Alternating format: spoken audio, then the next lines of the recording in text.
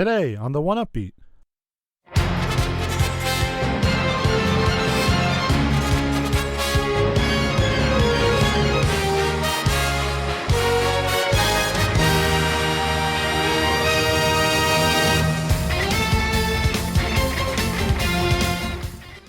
We finish up the best of 2022 with a more traditional format, going into depth with the top 3 games of the year. You'll hear music from Yasunori Mitsuda, Grant Kirkhope, and more.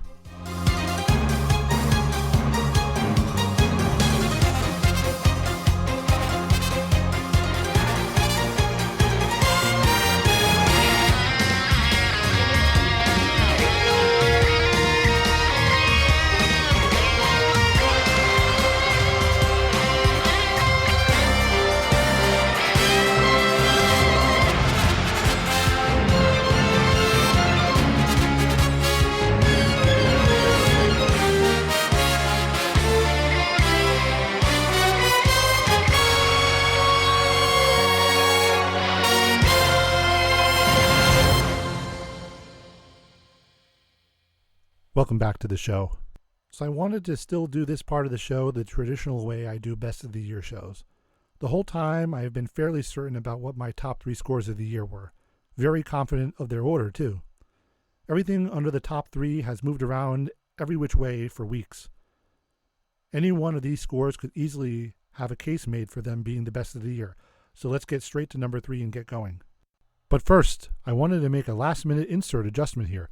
I struggled with this a lot, but ultimately decided that, hey, I make the rules on this show, so this will now become a top 4. The last minute addition here is the latest in the Nobunaga's Ambition series. The series goes back 40 years at this point, and is always a great source of powerful and proud orchestral music.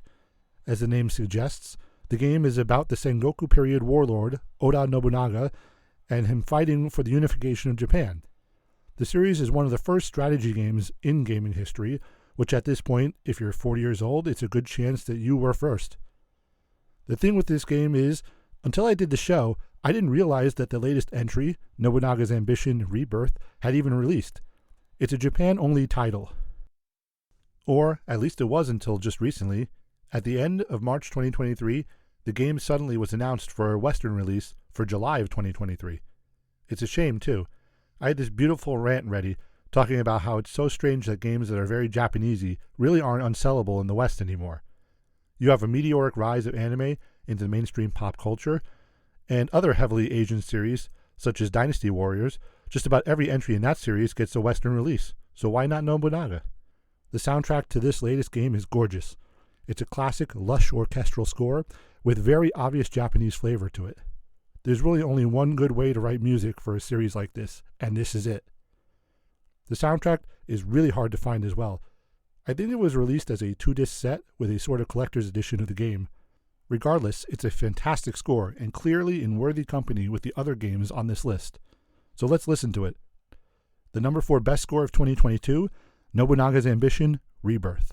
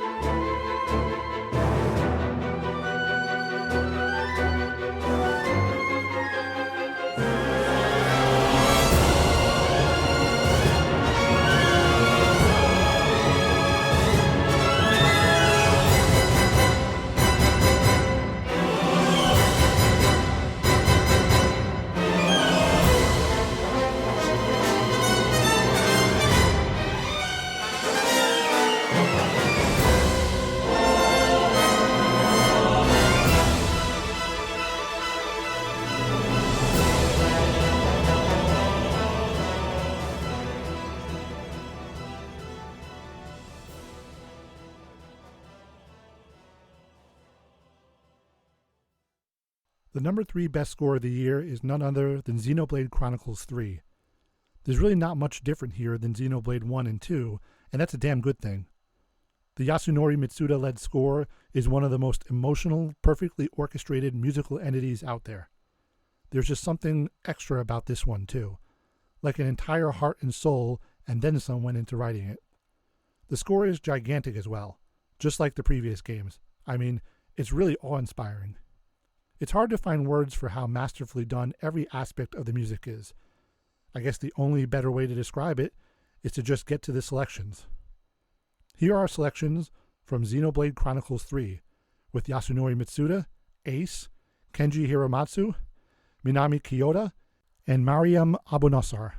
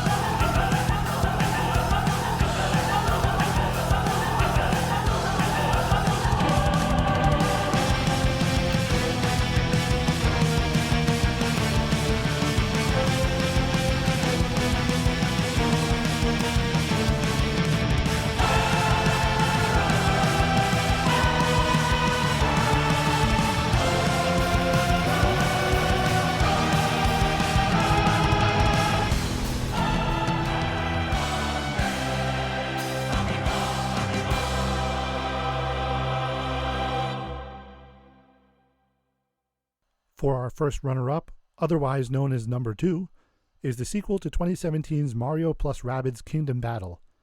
This time, the game is called Mario plus Rabbids Sparks of Hope.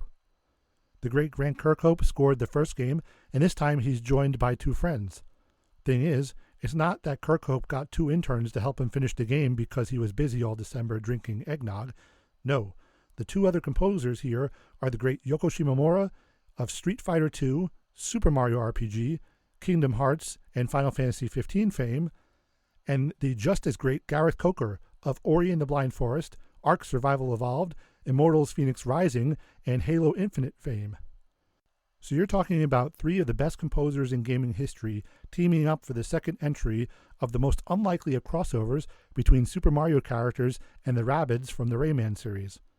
I think all 3 composers really inspired each other to go to the next level too. Kirkhope's always been great, but I'd argue that this is his best score since at least Kingdoms of Amalur in 2012. Shimomura, I've always been a bigger fan of her early works, as you heard with Live Alive earlier. This is probably her best score since Kingdom Hearts in 2002. And for the young Coker, easily his best work outside of the Ori series, which made him a superstar. This score is another instance of there being a very compelling case that could be made for this being the best music of the year. We're going to play 2 tracks of each in album order, so the same tracks from the same composer aren't necessarily bunched together. See if you can guess who wrote each track. Here's music from Mario plus Rabbids Sparks of Hope.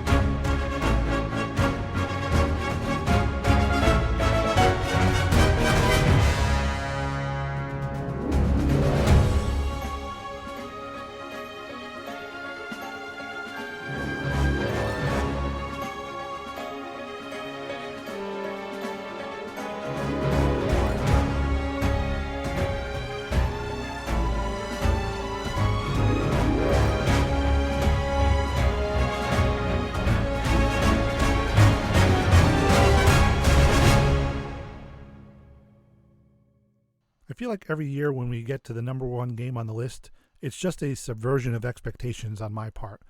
Or I'm trying to be contrarian by choosing a game where nobody is talking about the score.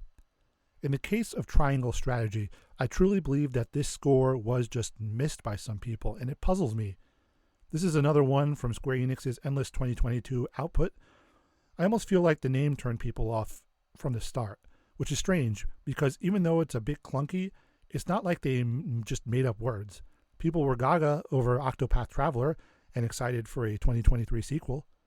Nobody had that problem with Harvestella, so what is it? I mean, the game did pretty good, but all I can think of is the name. Every time it's brought up, people make fun of it. So what do you have here? It's a turn-based strategy game similar to Final Fantasy Tactics. The graphics are that HD 2D style, but I want to say this is the first one to really nail the style.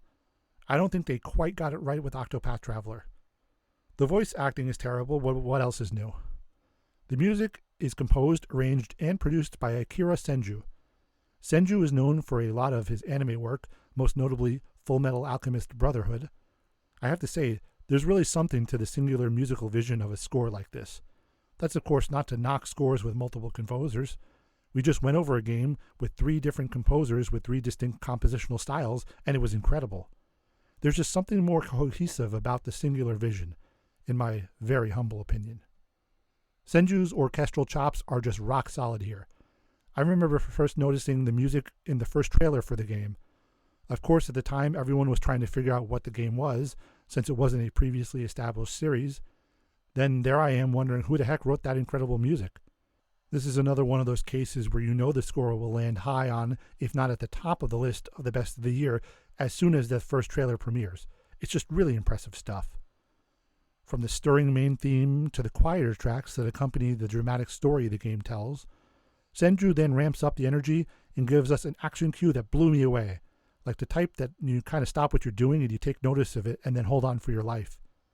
Finally, we have a gorgeous end credit suite that's easily one of the best written for games in a very long time. It's really the sum of the parts that pushes this score over the top to be the best of the year. I hope you'll understand when we play a few tracks in a moment. So that'll do it. You like how I still managed to choose both not a super popular score and something from early on in the year? I didn't want to disappoint. Thanks for listening to the show today, and thanks for listening always. Doesn't matter if this is you wrapping up another year with me or your first or second time joining the show. I thank you very much. Here is music from Triangle Strategy, the best game score of the year, composed by Akira Senju. My name is Eric Silver, and I'd like to thank you once again for listening to this episode of the 1UpBeat.